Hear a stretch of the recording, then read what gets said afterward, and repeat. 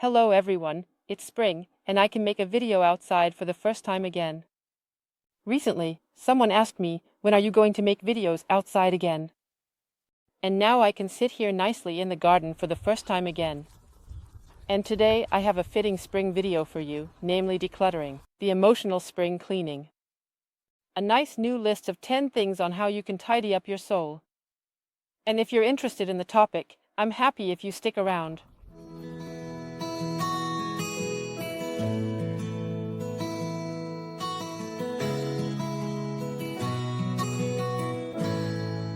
Welcome to Soul Tapping.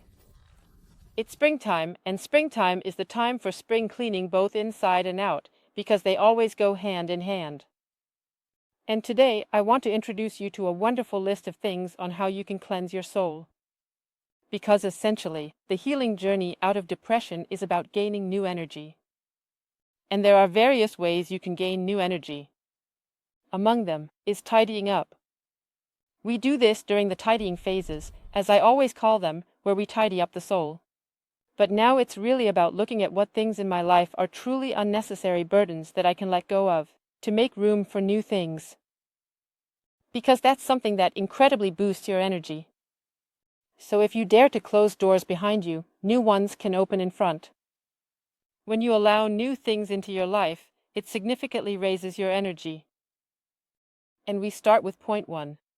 Of course, by decluttering the apartment. The classic spring cleaning.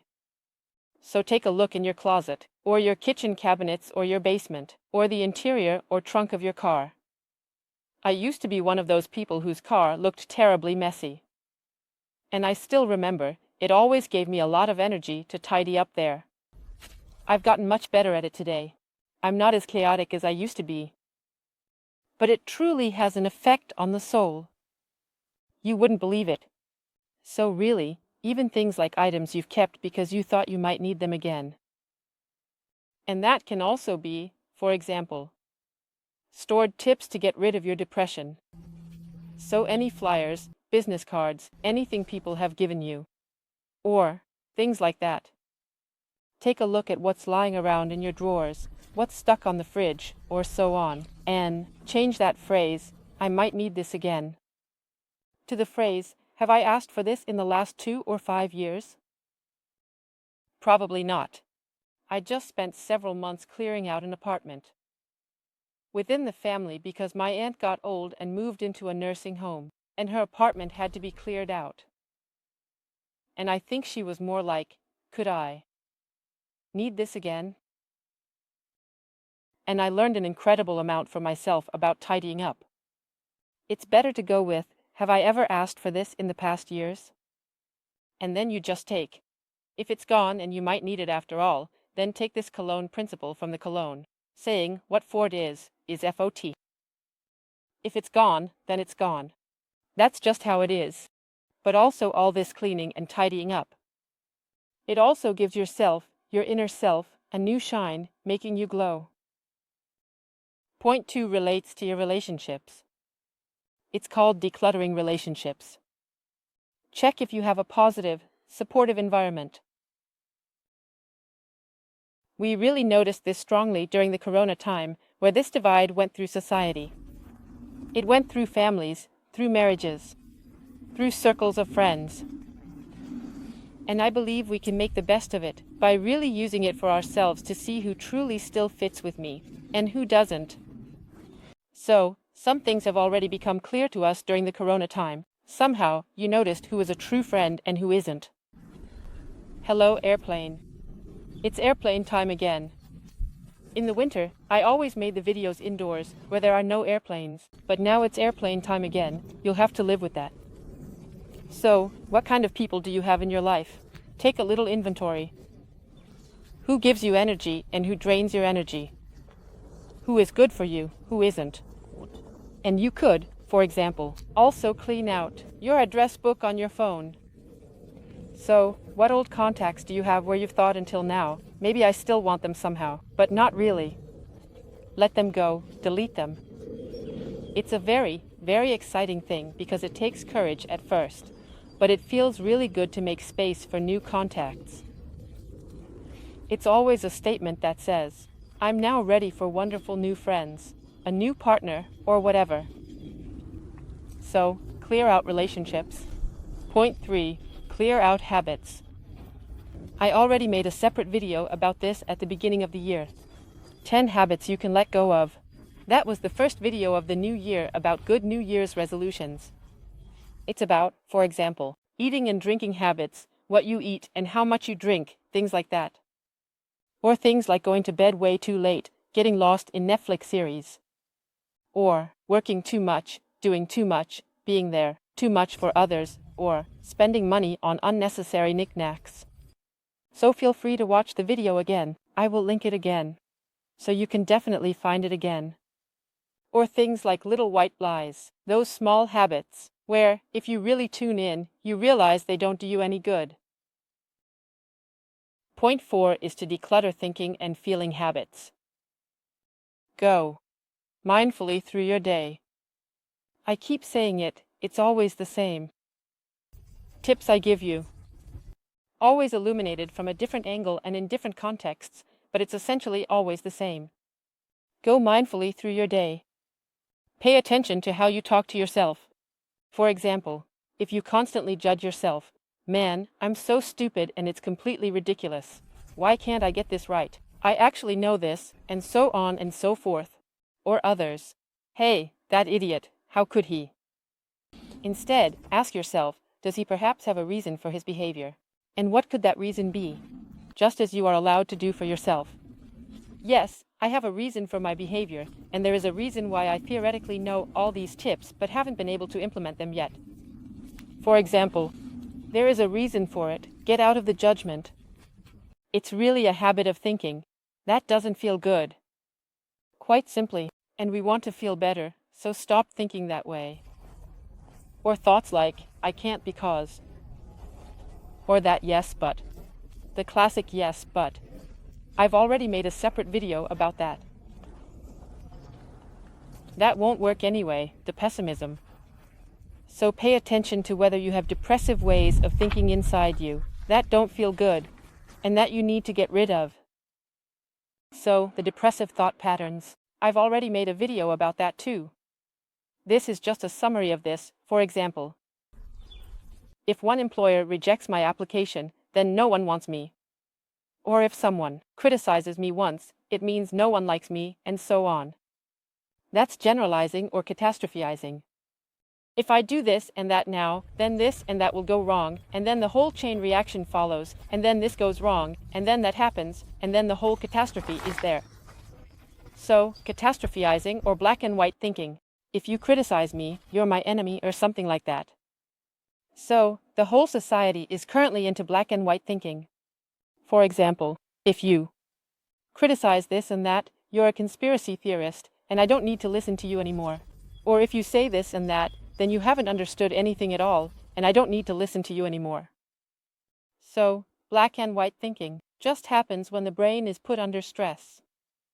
That's why I can always recommend tapping to you, because then you reduce the stress in your brain, and you can see the shades of gray again, and the world is no longer so extreme, either good or evil or something like that. Because these are really typical depressive thought patterns that you can examine and clear out now during your mental spring cleaning. How lovely the little birds. The little birds are chirping again. They don't do that in my practice either. That's nice too. So, point 5 is clearing out obligations. Which means everything you feel obligated to in your life, truly your task. You can check that and throw out a few things, like if your children are already grown, let's say 16, 17, 18, or even older. And you're still taking care of things for them, whether it's making their sandwiches in the morning or calling the doctor for them or something like that. So these are things where you can really delegate tasks. Or, I don't know, just think about it. What obligations do you have in your life? Sit down, make a list, and see what you keep doing repeatedly, even without really wanting to, or without it being good for you, or without it being your responsibility. Maybe going overboard in helping others, even though they might not have even asked for it, or things like that. So, check your inner driver, what it says, about all the obligations you believe you have to fulfill. This is actually one of the main causes of depression. That we overwhelm ourselves by seeing demands everywhere, requirements, obligations, and always thinking we have to fulfill them all perfectly. And that drains us of so much energy that we end up completely worn out and unable to continue. So, burnout and depression usually arise from such a basis. That's why it's a very important point for your spring cleaning. And this could also include whether you have obligations in your profession or job that you don't really want and that aren't good for you. Then maybe you're in the wrong job or the wrong profession. So that also belongs to obligations. Just check what is really your obligation and what is not.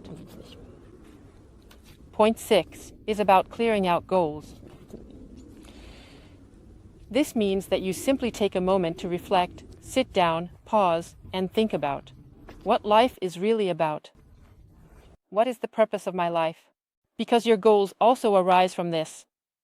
So is it really, let's say, a good goal to build a career, make a lot of money, acquire a house, a car, or these things, or to purchase many, many consumer goods? Is that really a meaningful goal? For example, it's worth being mindful and thinking about whether you might have adopted goals from your parents or society that aren't really your own, because they don't actually make you happy in the end. You only think that way because everyone else does. I've already made a video about this idea that I can't be happy. About this notion that I can only be happy if I have a great partner, a great job, lots of money, and other things. But maybe that's not a desirable goal for you at all. So what really makes you happy? What could be your soul's plan? Why are you here in this life? That's what this point about decluttering goals is all about. So why did you come into this world? And then set new goals for yourself. Having goals is a great thing, as long as you don't make yourself completely dependent on achieving them. So maybe watch the video again. I made a video about goals, I don't know, 3 years ago or something, quite a while back. And you can feel free to watch it again, so you can fundamentally think about new goals. And then break them down into small parts. Because otherwise, it's always so frustrating when you only have big goals that you can't achieve anyway, and then you give up more quickly. So set small goals for yourself as well, but carefully consider what those goals are. Point 7 in the emotional spring cleaning is, of course, the body. It always belongs to it. Decluttering the body means detoxifying the body. And spring is actually the best time for that. This is also biologically the case, because our entire body system is set up to release toxins in the spring. So if you want to do a fasting cure, it's better not to do it alone. And of course, it should be professionally guided, which is very important. Then now is the best time for it. But you can also do it at any time of the year, it doesn't really matter. But I just want to say, biologically, the body is simply genetically programmed and set up to get rid of old toxins in the spring. That's why it's easier to lose weight now and things like that. For example, the liver and intestines. Cleaning them is very, very helpful for the soul, especially because you clear out old emotions in the process. So, especially the intestines are very closely linked to emotions. And if there are any old toxins in there from poor diet, industrial food, and such, it becomes noticeable on an emotional level. The liver is the same way. Toxins are also stored in the liver, including emotional toxins. That's why you often notice, maybe you've done it before, when you do a fasting cure or a cleansing regimen, that old stuff comes up, literally and emotionally. So, old issues might resurface that now want to be processed. It might be that you don't feel so good emotionally at first, but cleaning the house just isn't fun. But afterwards, it's fun when it's clean. Heavy metals, for example, are such a topic, toxins, parasites. Releasing all of that from the body can really elevate you emotionally to a new level. I can highly recommend Marlon Fun if you want professional guidance. I've already uploaded a video with him on my channel, and I will soon upload a second one where he interviewed me. He has specialized in this, and has a lot of experience with it, like cleansing the intestines, for example. And it's really important to get proper guidance and not just do it somehow or just eat half, like those eat half stories. That requires a bit more. Point 8 is about clearing out the past. What are you still clinging to, even though it's long over? This is also about getting rid of old residues from your soul, because they consume an incredible amount of energy. They drain energy from both the body and the soul. And let's say clinging to the past can be both positive and negative. So clinging to a positive or negative past, neither is good. For example, you can mourn your ex-partner because you want them back, but it's not possible. Or you can, so to speak, hate your partner afterwards. You can hold a grudge against them. That would be the negative version. Neither is good for you. What's over is over. So letting go of the past is a really big deal. You can watch the video again that I made a few weeks ago, if I had, would have, should have. That's something that costs a lot of energy, where you're always thinking, if only I had, everything would be so nice and so on. Clear that out of your life. So, letting go, it's about letting go. And it can also be about deeper things, like really working through trauma, because that also takes an incredible amount of energy and keeps your unhealthy, depressive patterns going. That's why you should consider getting professional support to transform old stories from the past. And if it's not quite so traumatic, but just things that, let's say, weigh on you somehow, but you wouldn't necessarily call it trauma, then you can handle it yourself. I once made a video called Changing the Past. And as a tip, I can also tell you that in my online course, there's Module 6, which is called Changing the Past. There you will find 10 different tapping rounds on all sorts of topics related to letting go of the past. Things like, I don't know, forgiveness or guilt, how to let go of them, feelings of shame about the past, and such things. So I can link that for you again. Point 9 also goes a bit in this direction, clearing out resentment and self-reproach. What can you not forgive yourself or others for yet? So, what accusations are you still clinging to? These are also incredibly nasty, stubborn, old residues that cost you a lot of energy. Of course, forgiveness is a big topic, and it's not easy. So please don't judge yourself if you can't just snap your fingers and let go of something, a bigger issue. It takes a certain process, but you're not doing yourself any favors if you say, no, that was so unforgivable, I will hold on to it forever. Yes, so it drains your energy, and now in the spring, it's about regaining energy. Definitely declutter. And that's why you need to get rid of the old accusations. And you really should start with small things. I always say this.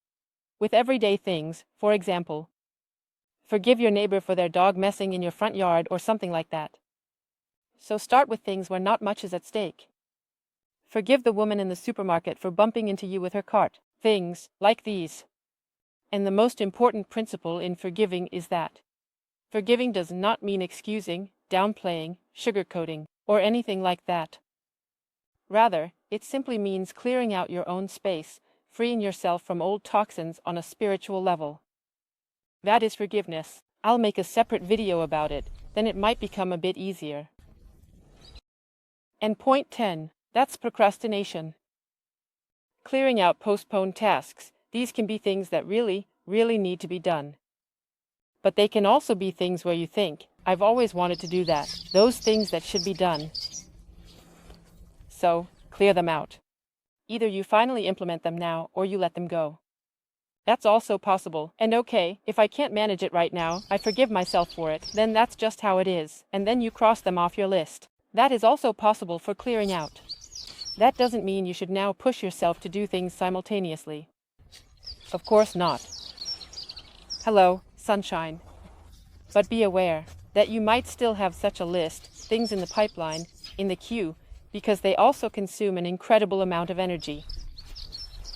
So clear them out, declutter your life, and simply cross off tasks that you have set for yourself. If you can't handle them right now, then that's just how it is. Resolving procrastination is also a big topic. And maybe I'll make a separate video about that.